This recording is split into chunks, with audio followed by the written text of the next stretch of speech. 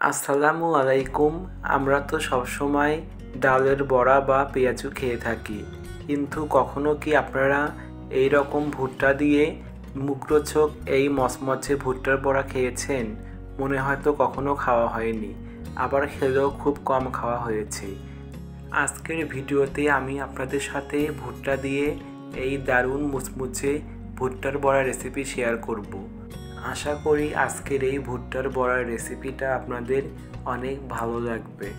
ভুট্টার বড়া রেসিপির জন্য আমি এখানে 2টা ভুট্টা নিয়েছি। ভুট্টার বড়া বানানোর জন্য অবশ্যই জালি ভুট্টা নিতে হবে। যে ভুট্টাটা কোমলা বা অনেক নরম সেই ভুট্টা ব্যবহার করতে হবে, তাহলে ভুট্টার বড়াটা অনেক সুন্দর হবে। এবার আমি খোসা থেকে ভুট্টার বীজগুলো একটা একটা করে ছাড়িয়ে নিব। সবগুলো বীজ আমি এভাবে ছাড়িয়ে নিব।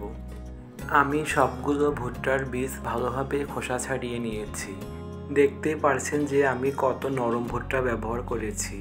এবার আমি ভুট্টাগুলো ভালোভাবে পরিষ্কার করে ধুয়ে বেটে নিয়ে আসব। আমি ভুট্টাগুলো ভালোভাবে বেটে নিয়েছি। ভুট্টাগুলো অবশ্যই মিহি করে বেটে নিতে হবে। দেখুন আমি কিভাবে বেটে নিয়েছি, কারণ ভুট্টাগুলো মিহি করে না বাটলে একটু ছাল থেকে যাবে, তাহলে ভুট্টার বড়াটা খেতে ভালো লাগবে না। এবার আমি ভুট্টার বড়ার মধ্যে দিয়ে দেব পরিমাণ মতো পেঁয়াজ কুচি, দিয়ে দেব পরিমাণ মতো রসুন কুচি, দিয়ে দেব অল্প পরিমাণে ধনেপাতা কুচি, দিয়ে দেব অল্প পরিমাণে কাঁচামরিচ কুচি। ঝালটা আপনারা আপনাদের পছন্দ অনুযায়ী দিয়ে দিবেন। এবার দিয়ে দেব হাফ চা চামচ পরিমাণ আদা বাটা, হাফ চা চামচ পরিমাণ জিরা বাটা, হাফ চা চামচ পরিমাণ ধনিয়া বাটা, দিয়ে দেব হাফ চা চামচ পরিমাণ কালো জিরা।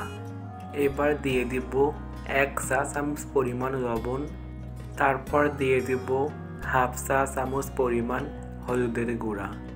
এবার দিয়ে দেব 1 টেবিল চামচ পরিমাণ ময়দা, তারপর দিয়ে দেব 1 টেবিল চামচ পরিমাণ চালের গুঁড়া। ময়দা আর চালের গুঁড়া দেওয়ার পর এবার আমি সবগুলো উপকরণ ভালোভাবে একসাথে মিশিয়ে নিব।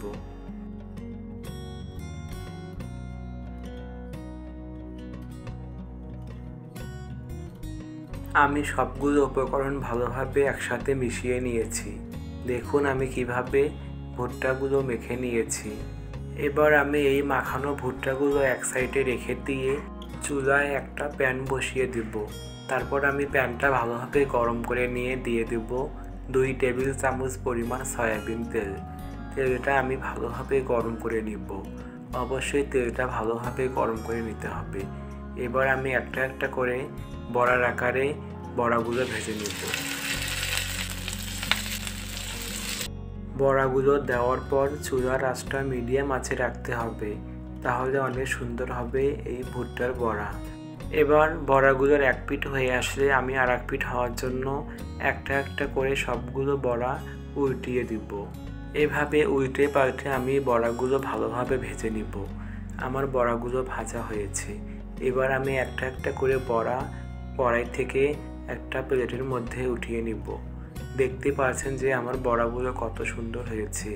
এভাবে ভুট্টার বড়া বানালে আপনাদের বড়া থাকবে 10 থেকে 12 ঘন্টার মতো মুচমুচে। আমি অনেক সহজ উপকরণে আর কম তেলে আজকের এই বড়া রেসিপিটা দেখিয়েছি। আশা করি আজকের এই ভুট্টার বড়া রেসিপিটা আপনাদের অনেক ভালো লেগেছে। রেসিপিটা ভালো লাগলে দয়া করে আমার এই চ্যানেলটি সাবস্ক্রাইব করে পাশেই থাকবেন, সাথে লাইক কমেন্ট শেয়ার করতে ভুলবেন না। আজকে এই পর্যন্তই। সবাই ভালো থাকবেন। ধন্যবাদ সবাইকে। আল্লাহ হাফেজ।